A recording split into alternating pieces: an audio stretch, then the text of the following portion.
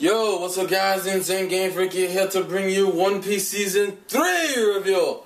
You know where we're going? We're going from the desert and we're going up into the sky! Yeah, that's probably a better tagline I could have used there, but screw it, let's go! Alright, so One Piece Season 3. So, actually the beginning of Season 3 is essentially, I believe, episodes 131 to 205 or 206. Now, to be forewarned, at the beginning and ending of this season, there's filler. You can skip it. Honestly, I don't think the filler is that bad. And a lot of people will tell you the filler right after this, after the two main arcs of the series, is actually pretty good. The G8 filler, almost every One Piece fan who watches the anime agrees that that's actually a really good filler. Like, no bullshit, that's a really good filler. So, what we're going to get into now is pretty much, there's only really like 3 canon arcs here. There is the Jaya arc. Actually, there's only 2 canon arcs. Yeah, Jaya and Skypiea. Those are the only 2 arcs. I was thinking there was another one. No, it's just Jaya and Skypiea, which is the major chunk of this season. Now, because we're dealing with 2 arcs, you're probably thinking, oh, this season's pretty short. There's probably nothing to do. It's probably kind of boring. Well, kinda, and you're probably wondering why. What the hell is a hat for? We're actually introduced to a few more warlords. Now, up until this point, the only one we've really seen is, well, Shanks and Crocodile. We're introduced to, I believe, actually one extra one, which would be Kuma. Now, a lot of people don't know that Kuma was actually introduced within this, well, actually 2 more, Kuma and Don Flamingo. A lot of people don't realize that Kuma was introduced this early because for the fans of you who've seen up to like Thriller Bark, you assume that's his first introduction. No, he's introduced. He's introduced like in the what is that? The middle of like the beginning or middle of Jaya. He's introduced. Now to explain the whole pretense of season 3. Well, they get out of Alabasta.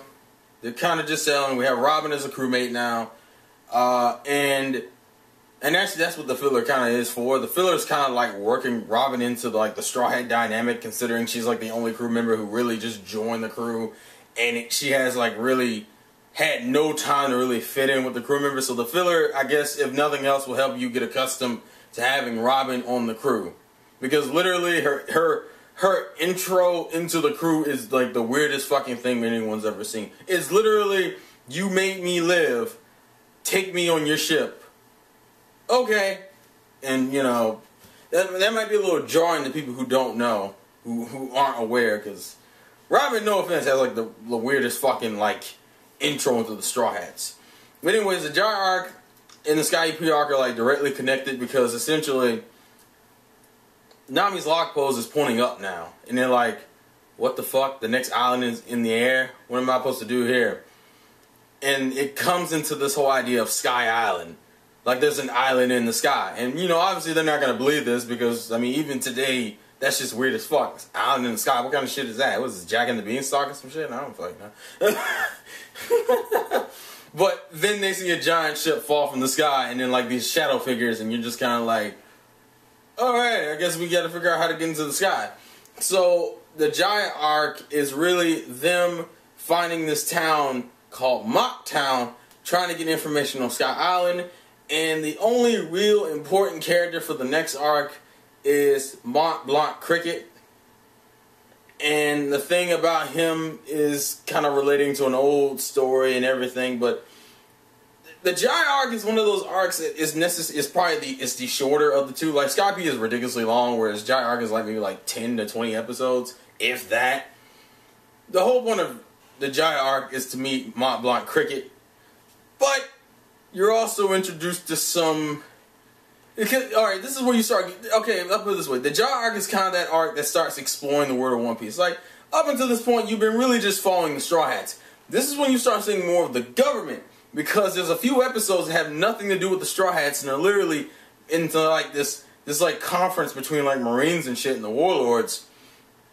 And Don Flamingo and Kuma actually show up as part of the Warlords, because they are wars. I think it was Don Flamingo, Kuma, and Mihawk are the only ones that showed up, even though there's 7 warlords, obviously, because they had to do something about Crocodile being knocked out, because it's like, you ruined the balance of the 7 warlords. The 7th warlord just got his ass kicked by some no-name pirate, that the only accomplishment he had before was beating someone in the East Blue, and you go from that from beating a Shishibukai in the Grand Line. And that's probably the coolest thing about the Giant arc. It really it starts really expanding the world of One Piece. And you're introduced to a whole bunch of characters that don't really do anything now, but do things later. Like, there's a new character that you're in, just the villain of that arc, I guess you could say, is Bellamy, which is like this pirate who's, because now we're starting to get introduced to pirates who are like, fuck One Piece, that doesn't exist. I am like a traditional pirate. I just want to steal shit that I know exists, like just jewels and money and women and booze and shit like that. And that's pretty much what Bellamy represents.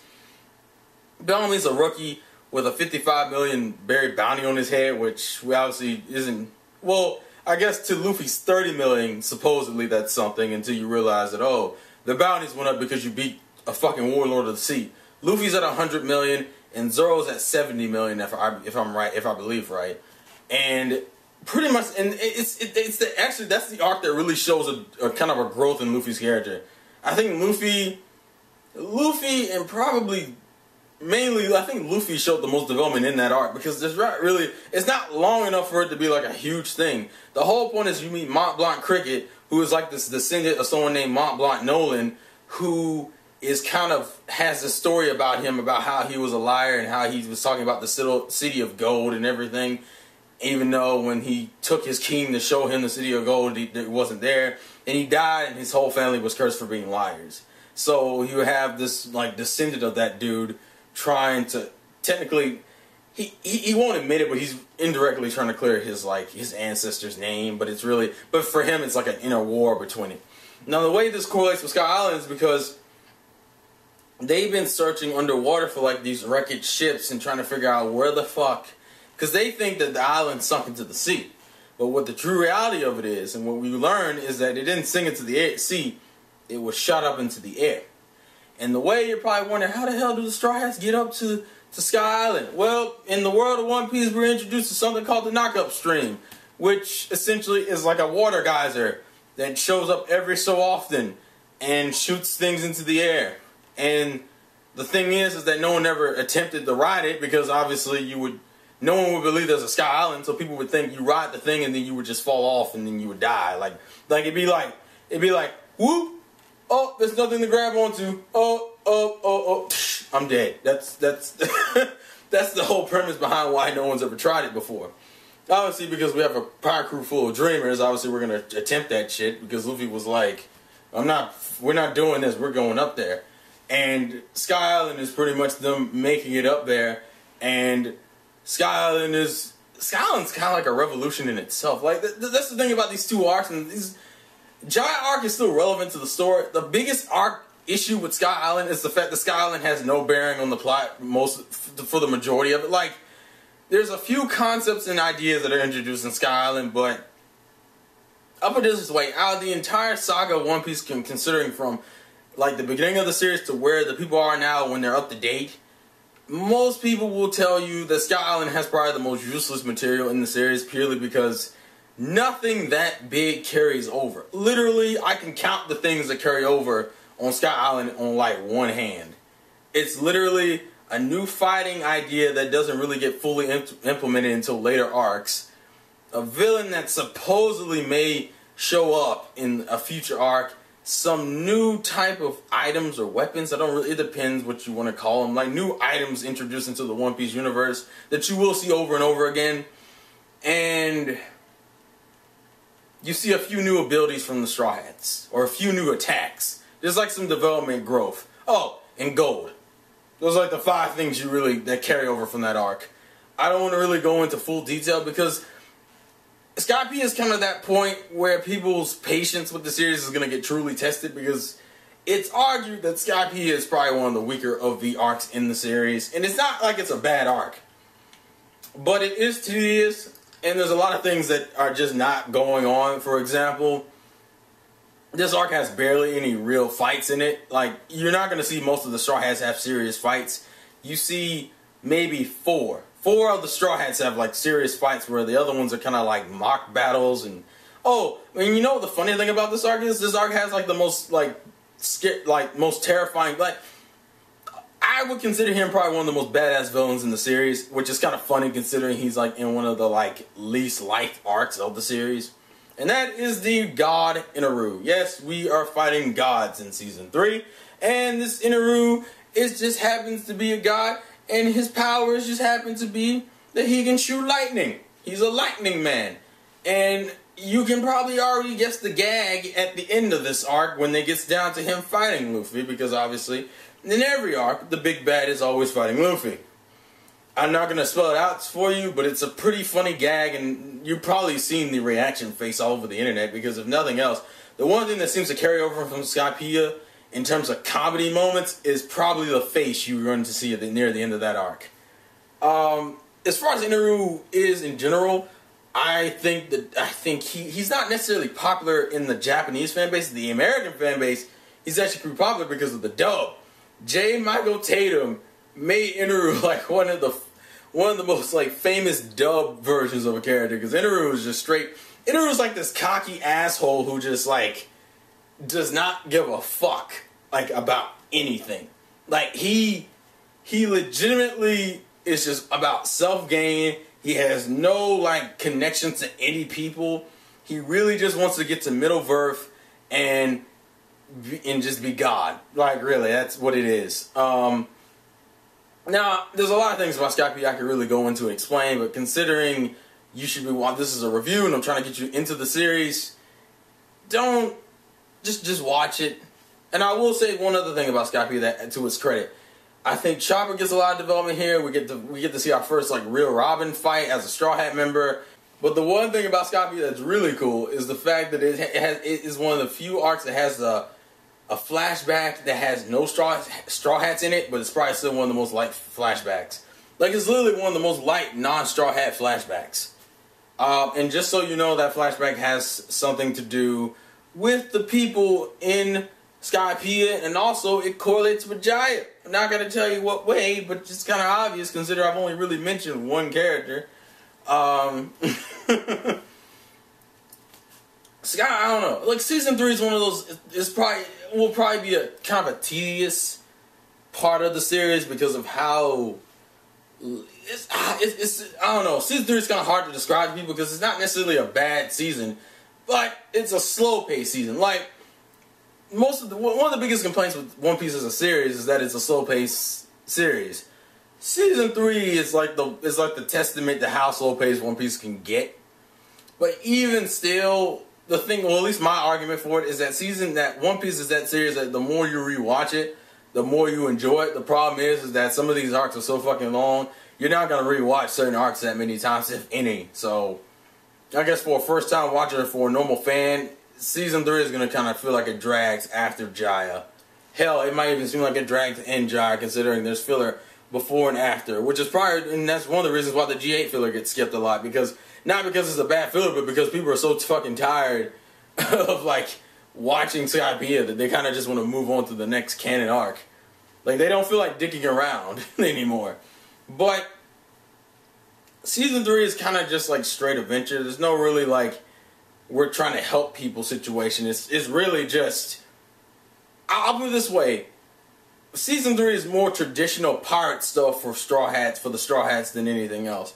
And if you're wondering about any really good sense of development that happens, Chopper gets some development, but that's about it. Everyone else kind of stays the same. Oh, and you start seeing hints to something. The biggest thing I can say is that the Mary gets really fucked up in this arc for the obvious reason that, well, you're shooting it up from a geyser, it's surfing on some sky island, and due to certain things that happen later on in the arc, that ship is really starting to show its age, which, for those who have not seen Season 4 yet, that plays a role. Watch out for the ship. That's all I'm going to say, because if I say anything else, I ruin Season 4. So really, Season 3, it's one of those, you're going to love it, you're going to like it, or you'll hate it. I don't know anyone who absolutely loves Skypiea, but Skypiea does get its love in the fandom, so watch it and judge for yourself. And if you're wondering how much it would be to get this season, well, Collections 6, 7, and 8 hold all of Season 3, give or take like one episode due to some licensing issues.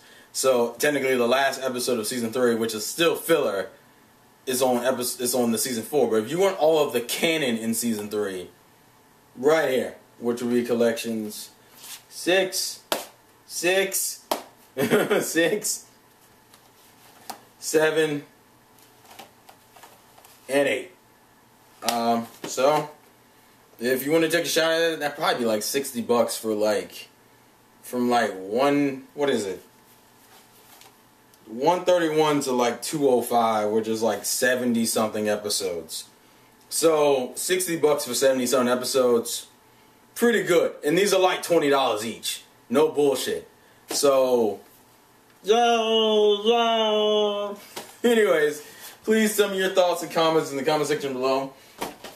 If you've obviously watched season 3, tell me what you like about season 3 and tell me what you don't like about season 3. And also for the ones who have seen season 3, write in the comments section why people should check out season 3. Like, give your own little personal recommendation in the comments, because this is the season that kind of needs it because of its fan response. I mean, we're going to do the same thing for Thriller Bark and Fishman Island, but Thriller Bark, I got that covered completely. But season 3 is like probably one of the lesser arcs of the series, so leave the recommendations in there for those who have watched it. For those who are getting into the series and you just finished season 3, or you're just starting, tell me if you're going to start season 3 because of this review or not. And just leave your overall thoughts and comments in the comment section below. So thank you guys for watching. This has been the Insane Gamefreak. Yeah. Life's a game, play to win, and I'll catch you guys later. Peace. One Piece.